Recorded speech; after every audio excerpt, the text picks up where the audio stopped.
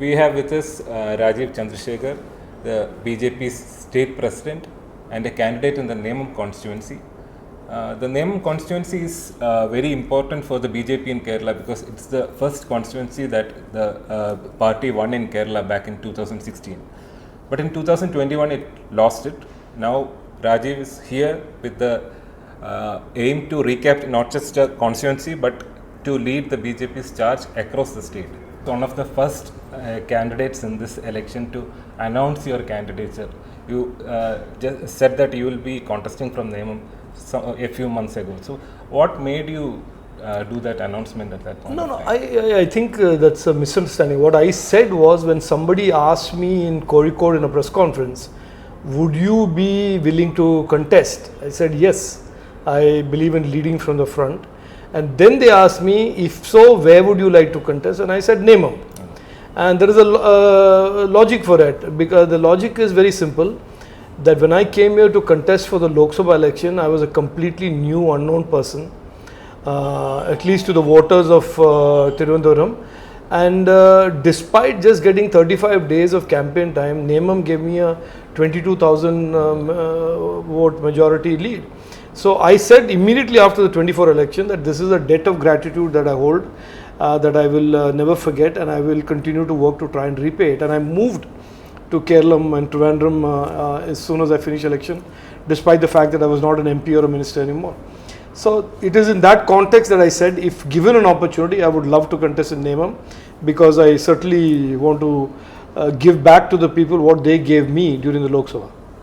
Across the state, if you look at the vote share, it used to hover around 19-20 in the Lok Sabha elections, but in local body elections it came down to less than 15. So, are you a bit worried about that fall? Have you gone into the reasons of that fall? Because even in Thrissur, you couldn't build on the advantages that you had. With great respect to that question, I think that's a question that is not based on a clear understanding of the local body elections. Local body elections are not elections that are fought typically on party lines, and there is a great deal of importance given to the local candidate in itself. There's a big dynamic there, and because of the great, very severe anti-CPM campaign we ran, the narrative that got shattered during the local body election was the narrative that the CPM will come back for a third term. If you go back to June, July of 2025, the widely held conventional wisdom was that the CPM was going to come back for a third term. In fact, their campaign said Tudaram, Moonam Tavana Tudaram, which is third time we will continue. Because of the agitations and our protests and how we exposed their governance and malgovernance, including but not limited to Sabarimala's 4.5 kilos being stolen, there was certainly an implosion of the LDF during the local body election. For us, the local body election represented a very, very big jump forward in two ways. One is, we contested almost 22,000 candidates. Never before in the history did we even have that kind of a wide range of candidates. The numbers may be a number that is at variance from the Lok Sabha election, and I'll explain that in a minute. But the seats and the entry that the BJP NDA got in the local body elections spans the entire state, where we were before that restricted to certain pockets around Palakkad, certain pockets around Trivandrum, certain pockets around Thrissur. We are now present across the state. And in places where we have never won before, in places where we've never been in the opposition before, we lost almost 500 odd wards by a margin of 50 votes. So it is, you can look at the cup as being half full, and by saying it's 15.5%, I see it as a major jump forward, because A, we won Tirunelveli Corporation, we won 2 municipalities, and we got a whole score of other panchayats. And I think it marks the party's big leap forward. Now, why is it that we did not cross 20%, 22%, which was our target? One of the regions where we had a major loss in vote compared to the Lok Sabha was Thrissur. And that we examined in detail, has a lot to do with the candidate selection that we did. We made a lot of mistakes there during the campaign and the campaign management.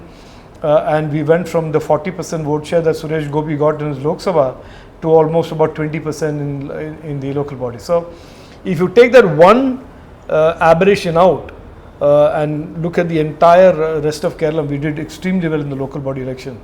That is why we believe that the assembly elections are a natural reflection of what people were thinking during the local body. Now, one of the things that came out of local body was the Congress going around saying we will get 100 seats because they won so many places. And there's a logical explanation for that, minus the hubris and the rhetoric, which is that in almost every place where the CPM was in the local body governing, the opposition was the Congress, the UDF. And as they fell, the opposition benefited because they had presence, they had candidates, they had members. Well, the BJP either did not have presence in the local body or did not have candidates there to take up that space that was occupied by the left. But in the assembly, that's not the case. We are certainly contesting all 140 seats, hotly contested in what should be either a three-way fight if it is a genuine fight, or it's a two-way fight because of an understanding between CPM and Congress.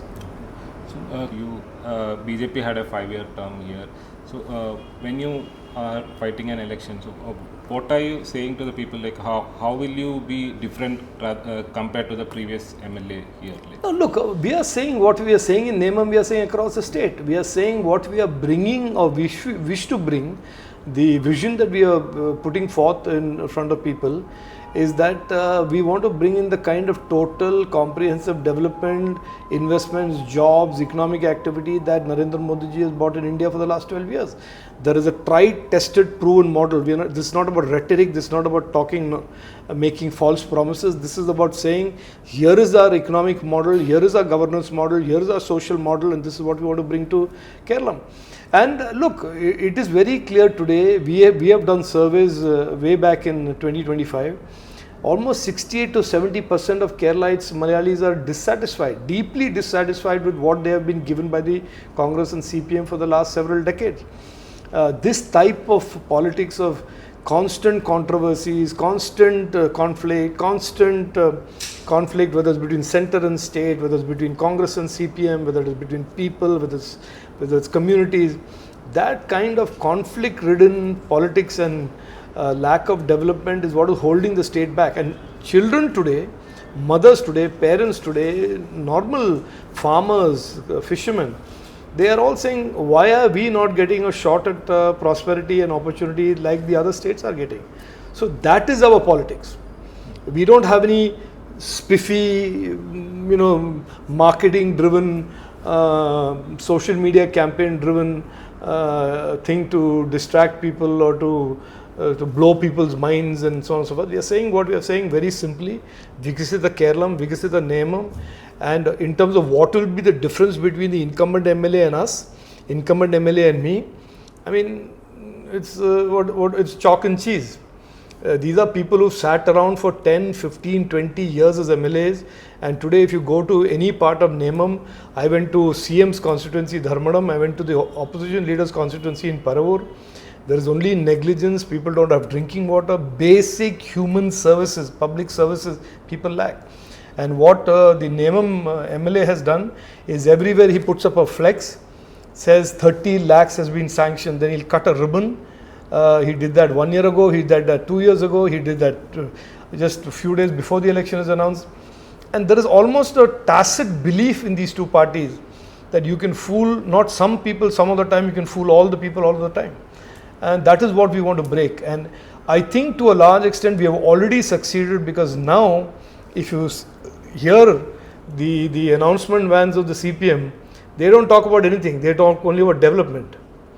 So that was my objective anyway, to make this a contest about ideas, the contest about development ideas, contest about development track records, and that suits us fine, and that suits me fine as in Nemom, that suits the BJP NDA fine in Kerala.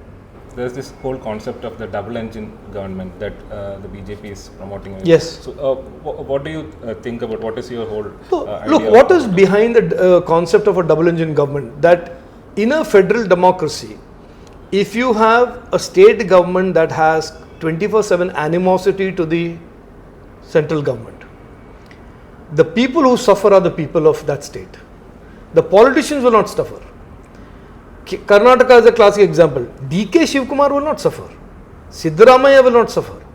They have their own pension and cushy stuff sorted out. But the people of Karnataka and the people of Kerala will suffer.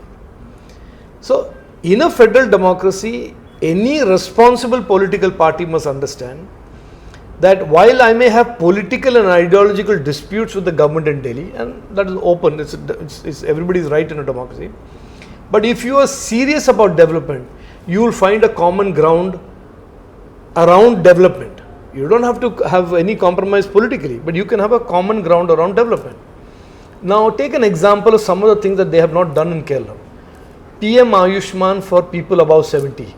Now, what is controversial about that? It means everybody about 70 will be getting free health insurance and be able to get 5 lakhs of medical treatment every year. Is there anything controversial about that? Why have they not implemented it?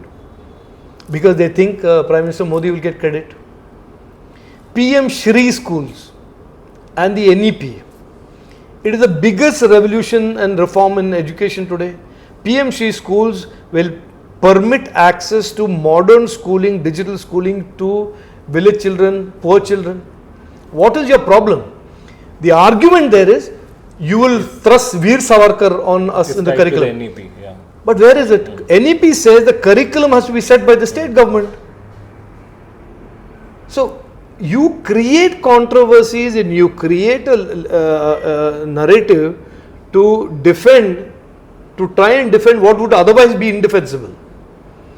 Denying PM Shri, denying NEP, denying PM Ayushman to the people of Kerala, according to me, is a crime. Because they are rights being given to them. Health insurance cannot be denied just because you believe politically is inconvenient to you. It should not be like that. That is why double engine Sarkar means there is an agreement around basic problems that need to be solved in the state for the people of that state. And when it is two governments of the same party working together, you have very little room to say, I will not implement this or I don't want to implement this. But in some cases, even when the government is not BJP's, it is working. Naveen Patnaik, when he was in BJD, by and large, he was very cooperative with the BJP, with the central government. Tamil Nadu's government is very smart. It is only when it comes to close to election that they start raising these issues. Till then, Stalin has enjoyed every scheme of the government of India. I was the minister in Meti. Every one of the PLI electronics projects that Tamil Nadu is today implementing, and that is employing over 8 lakh people in Tamil Nadu directly and indirectly, is a direct consequence of Prime Minister Narendra Modi's schemes. But in Odisha too, you actually ran a campaign saying double engine Sarkar. So does it in a way convey that if it is not a BJP government, you will not benefit? No, it's the opposite, no? That if you want to benefit, you have to be a partner in development, at least in development with the central government. When it is a double engine Sarkar, there is no risk of that partnership not being there. That is, it makes it zero risk. If it is not a double engine Sarkar, there is always that risk. In cases of Congress and the CPM, the risk is very high, as Kerala has shown and Karnataka is showing. So that is the point, that when it is double engine Sarkar, if it is Rajeev Chandrashekar here and Narendra Modi, I am just using an example, you know that there will be none of the kitch-pitch. That the entire focus will be on cooperating together for the development of the people and the state. So it de-risks the people from any political conflict coming in the way of their development. Okay. That is the fundamental point of double engine Sarkar. During the past 5, 6 or last 10 years, the union government's own agencies like Niti Aayog has given the state higher rankings Sure. In education. Ease of health, doing business. Even ease of doing business, the state has risen from 20th rank to first rank. So how will you explain this contradiction? No, it's not a contradiction at all. What is ease of doing business? The metric of ease of doing business is not the same as attracting investment and creating jobs. The real statistics here is not about what a government agency is giving by way of an award. Kerala today has the highest unemployment in India. That statistics is also relevant, no? And isn't that the statistic that impacts people more than saying ease of doing business? No, what is ease of doing business as a statistic? It is a sample survey amongst businesses in the state. Do you find the government easy to do work with or not? When the state does not have any business or has a handful of businesses, they are going to say yes only. So you are saying the metrics itself is the problem? No, it's not. It's a sample survey that you must understand what the sample survey is sampling. It is sampling the businesses in Kerala, not businesses that are outside Kerala seeking to come to Kerala. So if there are very little business activity, very little industrial activity in Kerala, you are going to sample what is already here. And they are maybe by and large happy. Nobody is questioning that. Tamil Nadu has today 24 lakh industrial workers. What does Kerala have? 2 lakh industrial workers. Now, doing an ease of doing business survey in Tamil Nadu makes a lot of sense because there is industry there, there is business there. It's like today saying I am going to sample in Kerala the popularity for skiing or winter sports. I mean, people may have an opinion about it, but there is no winter sports here. So it's about as ridiculous as that. Now, education. By the education minister's own admission, 75% of government schools are unsafe. He has said this in the assembly. Then what education metrics are we saying? Yes. Access to education for many decades in Kerala has been high because of the old policies, historic policies. But today it's not enough to measure that. You have to measure the quality of the classroom, not just physical quality, what is being taught there. Are the children finding the next step of education easy to do in Kerala? Are they employable? Are there opportunities and are there modern labs in these schools and colleges? And all of those questions you will find, if you ask the questions, the answer is no. There is no internship lip, there is no industry linkages to colleges, there is absolutely no modern labs here in any of the colleges, excepting a few private colleges. So look, this is not about playing politics, it's about clearly understanding the gap that is required, that gap that exists between what is required for the future of Kerala's youth and what exists today for Kerala's youth. Which is why today, in the past, children used to go out to find employment. I signed more letters of recommendation for admission to colleges in Bangalore and Hyderabad today than any time in my life. Because children are going outside for studying also now, not just for jobs. But then that's a trend which is visible across states, because if you look at the numbers, there are like states which have more people going out, young people going out. Mobility is not a bad idea, but mobility because there is no choice. Now, mobility, for example, from states in the north for jobs like Bihar has been a long time trend. That is because of the social demographics of Bihar. Bihar has only entered development in the last 1.5 decades. For almost all of the 65 years, 70 years before that, Bihar was Bihar. It was just a lawless land. That is why Bimaru as a concept and a phrase came to being. And it is only now that they have entered mainstream development and it will take some more time. But Kerala was not that. Kerala has been talking about education and literacy for what? Last 40 years. How can we compare Kerala to Bihar? How can we compare migration of labor from Assam and Orissa and Bihar to the other parts of country to our children going out for education? It isn't. This is a dangerous comparison. No, I'm not saying about migrant workers. It's the same, like the number of youths that are going out. No, it is not at all the same. I'll tell you why. While mobility, see, look, here is what, even as a minister, I used to say this. The reality of today's world is, and it's an economic political reality, it's just that investments go to where talent is, not where land, electricity, road, all that used to be in the past. Now investments go in this modern age, in this tech age, to where the talent is.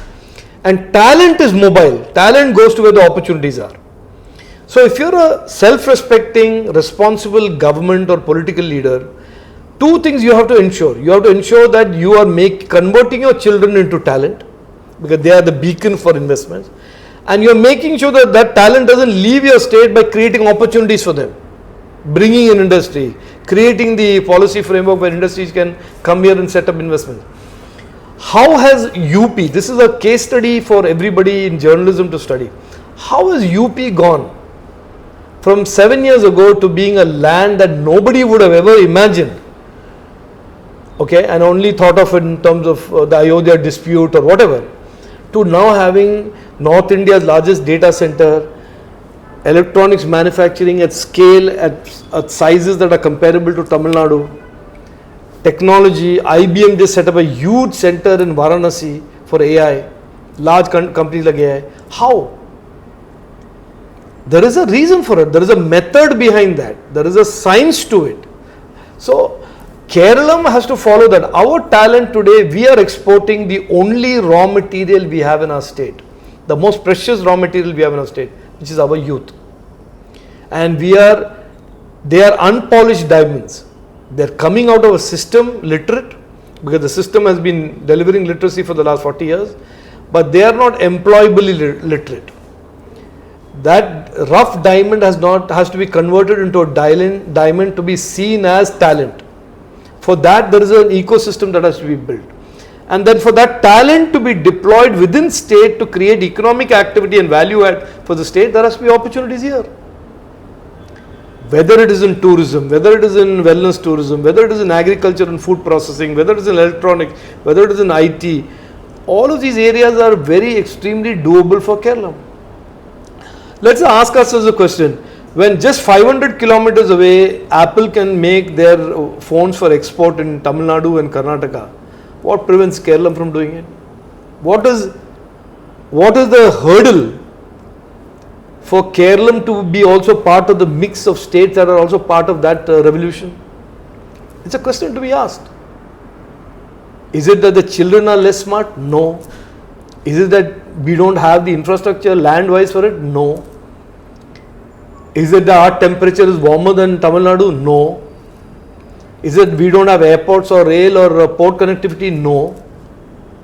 Then there must be something else, no? That question needs to be asked and answered. Regarding the youth migration, you said that the infant mortality rate, it is not something to be celebrated.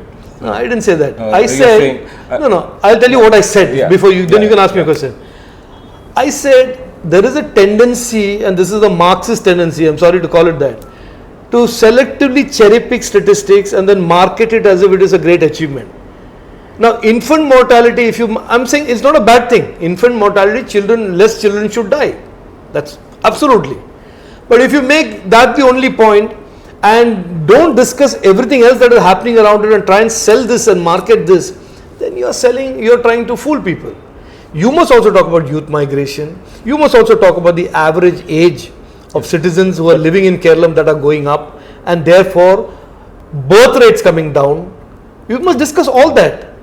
Now, while there is no direct correlation or causality and effect relationship between birth rates going down and infant mortality, but certainly if you are discussing infant mortality as a virtue, then I have to be able to discuss this. This is the point I made. Number one. Number two, I said if you discuss infant mortality, why are we not discussing Attapadi and how infant mortality amongst tribals continues to be sky high? Don't sell half the picture. We are responsible politicians, and when we go out there, I understand during elections you have to take half truths and make it the truth, half lies and make it a truth. All that is fine, but don't resist. Then don't jump on me when I start saying that that's not the full picture. But again, IMR it's a metric which is accepted widely, which is I did not knock the metric. Yeah, it is calculated per 1,000 live births. So it also takes into account what is happening in Attapadi too. So that's what I'm saying. No, the problem with averages is that you will get an average. You will not get the distortions. You will not get the outlier numbers. Yeah. If you are positioning yourself as an inclusive government, then you must be basically saying, nowhere has my peak exceeded this number. You should be gutsy enough to say that. You can't sell an average where infant mortality in Trivandrum has gone down to very, very low numbers and Attapadi remains high. But the average will be average. But how they are using it is comparing it to BJP ruled state where these metrics are still very high. That is why I am saying, no, this is such a false, fake comparison. If you compare Uttar Pradesh and Bihar into the mix with Kerala now, these are states that have just come out of the Congress's grip in the last 6 years, 10 years, 12 years. They have only entered mainstream development recently. Kerala has been doing development for the last 60 years.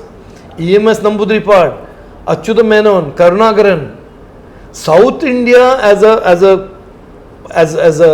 part of India has started its development and social development and economic development cycles way ahead of the North. And so today, for that to be made a virtue, by comparing it to some state that has started this development cycle only now, has got clean government only now, as addressing people's problems only now, while it may go down well with your cadres and motivate them to saying we are good, but it is at best something that is an empty comparison. It can get demolished in 5 seconds if you are sitting in front of me. That is why this is shoot and scoot. When I say something about infant mortality, Rajeev Chandrashekar is making a fake argument about infant mortality. Arey boss, I have also studied. I am also not an idiot. I also know certain basic commonsensical things. I am not, I can assure you, whenever I say something, I have a very deep sense of self-respect about me not being made a fool of. So these are issues that I am placing out there. Don't sell people a half a glass of Kool-Aid when the glass is half empty and the Kool-Aid is at best very suspect quality. So coming to the elections, you have been doing very aggressive outreach to minorities, both Muslims and Christians. So still, do you think you can overcome the concerns that remains with these communities regarding how the attacks that they have faced, whether it is the Christian community that Malayali nuns had to face, and it became a huge issue here. Even the church had this protest, and also you have quite a lot of things to overcome. So look, 30 years of fake narrative about the BJP has been force fed to minorities. It's a fact. Okay, they've been told we'll do this, they've been told we will do this, we are bad people, we are communal, we are pro only, we think about only Hindus. I know this for a fact personally because in 2024 Lok Sabha election, when I was told by my party that there are a couple of areas that never vote for the BJP, I went and spent 2 days there in an area called Poriyur in Trivandrum. And they said, no, they'll never vote for us. I spent 2 full days in the sun there, went and visited each house, told them, and it's, you should, I don't know if you visited that, it's decrepit, it is no development for decades, houses have collapsed, coastal erosion, roads have collapsed, there is no seashore for fishermen to work. And an old lady came out of her house in the second day in the evening, took me by a hand to her house and gave me a hot glass of Horlicks, old, very, very broken down house, and held my hand. Old lady said that in Malayalam, Mone, I am ready to support you because I know that you will sincerely work for us. It's not a problem. So I said, yes, I'm absolutely 100% I will work for you. Then she said, only one thing, you should tell your people not to come and burn my churches. So I said, who has told you that who has fed you this? She said, no, everybody tells us about this. So look, there is a poison that has been fed. There is a deliberate narrative that has been built around the BJP because they want to isolate the BJP, the CPM and the Congress, and they are both hand in hand in this. What we have done after I became president is to go out and meet every Malayali and say, this is what we are. This is what we want to do. We are saying Sabka Saath, Sabka Vikas. If you give us an opportunity to serve you, we will serve you well. We will not harm anybody. This is a fake narrative. That I am going and saying to everybody. Now some people will understand and trust me for it, some people will take longer for it. But that doesn't stop me or my party or NDA from going and saying it and repeating it and repeating it. Now insofar as incidents in the north are concerned, I have made it very clear, I've said it on multiple occasions, I hold no brief for 140 crore Indians. The BJP holds no brief for 140 crore Indians. Nor do we hold a brief for all Hindus or all Christians or all Muslims. If there are crazies out there, some people who are either underinformed, misinformed, who are not terribly smart about it, who react, who take law into their own hands, the laws of that state have to be enforced. But what I have given an assurance is, whenever there is a Malayali in trouble, you can count on me. I will go there, I will sort it out as I did in Chhattisgarh, as I have done for hundreds of other cases before and after that, without any publicity. I will do that because I consider it my mission and my duty to do it. I don't do it for political dividend, I don't do it for votes. When we launched our Muslim outreach in the September of 2025, some journalist friends asked me, why are you doing this? You will never get Muslim votes. I said, but I'm not doing for votes. We are not doing for votes. We are doing it to set to rest any misapprehensions that they have. I am campaigning here in mosques, I am campaigning in churches. I did it in my Lok Sabha election. And if anybody questions my secular credentials, they need to have their head examined. The Chief Minister here, when I in 2021-22 challenged the Hamas person, Vice President from speaking to 1,000 youth in Kozhikode after October 7th, I said, but that is nonsense. Why are you allowing him? He said, I'm a communal man. Now, my speaking about Hamas doesn't make me communal. Certainly, I don't conflate Hamas with Malayali Muslims. I don't conflate Pakistanis who kill Pahalgam tourists with Malayali Muslims or Indian Muslims. That is certainly not how we see it. We will speak out against Janata Islami. We will speak out against SDPI. We will speak out against terrorism, Islamic terrorism.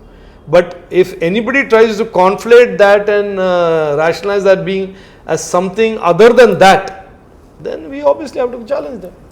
You have said that there are crazies out there who are involved in the attacks in North India, but then there are organizations like Bajrang Dal or VHP, which are part of the larger Sangh Parivar. They will speak for themselves and I certainly can't speak for them. But do you think like their actions are in a way detrimental to your own growth in Canada? Look, in Chhattisgarh, Maharashtra, Madhya Pradesh, Jharkhand, there are anti-conversion laws being passed by Congress governments. Why have anti-conversion law being passed? Because they consider that is a huge challenge and threat to the tribal communities, indigenous communities of the states. I saw with my own eyes this entire drama in Chhattisgarh being played by the Congress party and the CPM. I mean, it was atrocious, shameless drama. Congress MPs and MLAs from Kerala go there for a photo op with the nuns who went through this traumatic experience. We went in there, we didn't need any photographs, we did what we could. But not one local congressman came. There was not one Chhattisgarh congressman who was there. And you will never hear them speak. That is the question that needs to be asked. Why is the Chhattisgarh congressman not condemning it? They will not, because that is the dynamics of the local politics. Conversion is an issue locally in Chhattisgarh and Jharkhand and Maharashtra and Madhya Pradesh. So you will see congressmen from Kerala going there swooping in to make photo ops outside the jail or wherever, but the congressmen from Chhattisgarh will be notoriously, visibly, conspicuously absent. So that is the politics of that state. And if the Congress has the guts to fight that, they should say that repeal the anti-conversion law. Why doesn't the Chhattisgarh Congress take that position? The anti-conversion law in Chhattisgarh was passed by a Congress government in 67. Then they should take that position. That they won't do. So this is like you want to speak from this side of the mouth and that side of the mouth and assume that everybody in India is a fool, doesn't get it, and that your hypocrisy can be normalized any which way you can. And that is why I keep telling my journalist friends, look, I am willing to, BJP is willing to, and I speak on behalf of the, we are willing to have a debate on every issue. including anti-conversion laws. Okay, but you must establish the same set of standards for the Congress party. They can't be allowed to get away with the shoot and scoot stuff. And after Chhattisgarh, I made it very clear. We were the ones who went in there, we were the ones who explained, we were the ones who did all the heavy lifting. Not one person from the Chhattisgarh conference spoke out in support of the people who were the victims here. Both LDF and UDF are accusing each other of having deals with BJP. Yeah. So, what do you think about the whole? No, I mean, it's laughable. At one level, it is laughable. I must also thank them for accepting that the BJP is the A team, because both of them are accusing each other of being the B team for the BJP.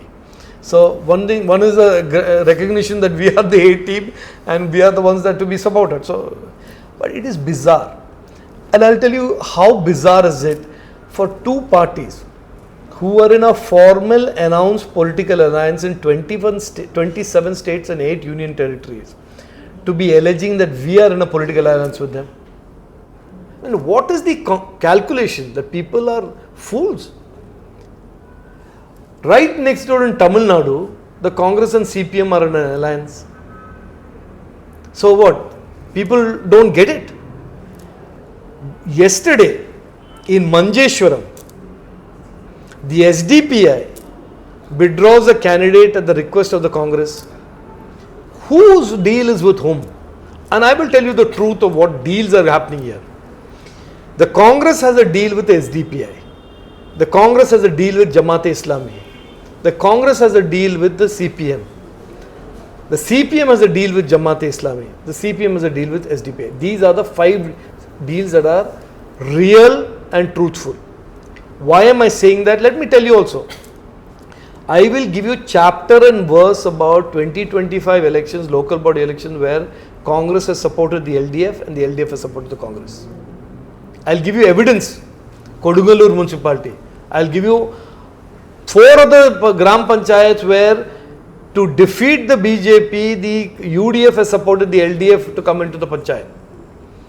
In the face of this and what happened in Manjeshwaram, how can anybody with any shame talk about a deal with the BJP?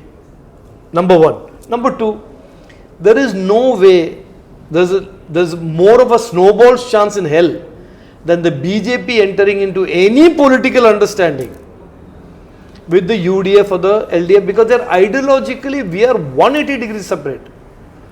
In Kumarakam, in one Gram Panchayat, when some of our ward members tried to support a UDF to form a panchayat there, we terminated all the members, we suspended them immediately, much before the elections.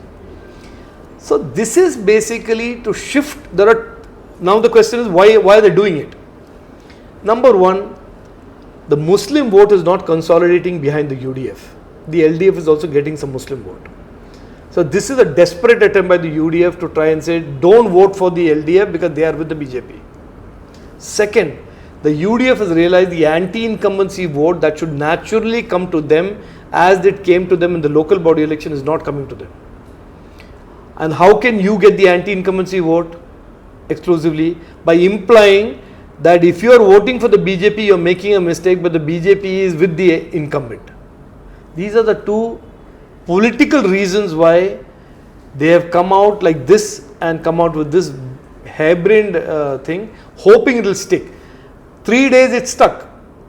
Every place, every media would ask me this, deal. VD Sachin said, Durbalamaya candidate. There's a weak candidate by the CPM.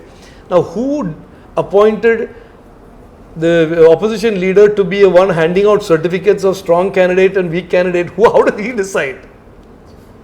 How has he got the acumen and the capability to decide which candidate is strong and weak? That candidate will decide after the victory. So this is classic Congress work. They did it in Telangana and they succeeded. Telangana, if you remember, BRS and the BJP were in a tight fight, incumbent and the anti-incumbent. The Congress came in, swooped in and said the BRS is BJP's B team. In one fell swoop, the Muslim vote shifted from the BRS overnight to the Congress. And the irony of ironies is the party that opposed the formation of Telangana, tooth and nail, is today governing Telangana because of that little strategy that they played. But here it won't work because we will not let it work. Since you talked about happy with the candidate selection of your own allies, T20, because T20 selected several 2020. Yeah. Yeah, so they selected a lot of film stars, celebrities and all, but at least two of them had to change because they were not on the voter list. Yeah, so look, every party in its history goes through some growing pangs, pains, some mistakes are made. These are normal. So, I mean, even within the NDA, there are reports of displeasure because of this kind of, because these are our seat sharing was the least controversial, the smoothest. There was not even one day of coverage negative about our seat sharing discussion compared to the LDF and the UDF, which are every day they were fighting. And we were very smooth. Now look, the prerogative of who the candidate of 2020 will be left to the 2020 leadership. How can we specify? And this whole intellectual arrogance again, so how can film stars be candidate? Why can't they be? Where is it written that only journalists and lawyers and Marxists and congressmen can be a politician? I was an entrepreneur before I became a politician 20 years ago. I mean, by that yardstick, I should not get into politics because somehow I don't measure up to the Congress's standards of who a politician should be. But no, this is all artificial things being driven by people who want status quo. What we believe in is more and more people who are outside traditional politics must come into politics. Then only we can shake up the system. If everybody has to be in that, like the movie, Malayalam movie Sandeshan,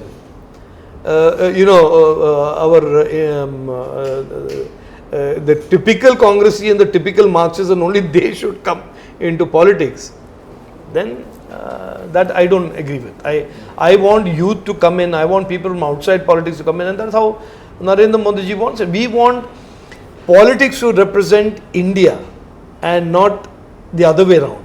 You know, we should have a widespread spectrum of people from across the country's social strata, big, small, rich, poor, educated, uneducated, professional, unprofessional, with great political pedigree, with no great political history. All of them should find their footing in politics. Some will succeed, some will fail. That the system will level itself out. But I don't believe in this intellectual arrogance that actors should not be, women should not be. We have just gone through 30-40 years when Lalu Prasad Yadav used to say women should not be given reservation. So the country is evolving. Actors will come into politics. Professionals will come into politics. Technology people will come into politics. Non-politicians will come into politics. If politicians of today can't deal with it, too bad. They should just brace for it. All of these people are going to come into politics and challenge the status quo. So, who do you think is opposition? No. Kerala? Question has been asked. Both of them are terrible. Both of them have harmed the state. Both of them are responsible equally. And that is why our campaign from 7th of March has been CPM, UDF, CPM, Congress, Randella, Onnana. And whether it is Sabarimala, whether it is Janata Islami appeasement, whether it is corruption, whether it is lack of jobs, both these parties have been given ample opportunities by the people of Kerala. Not once, not twice, multiple times. And they have both established an illustrious and unenviable track record of failing the people of Kerala, and that's why it's a time for change. What is your aim in this election?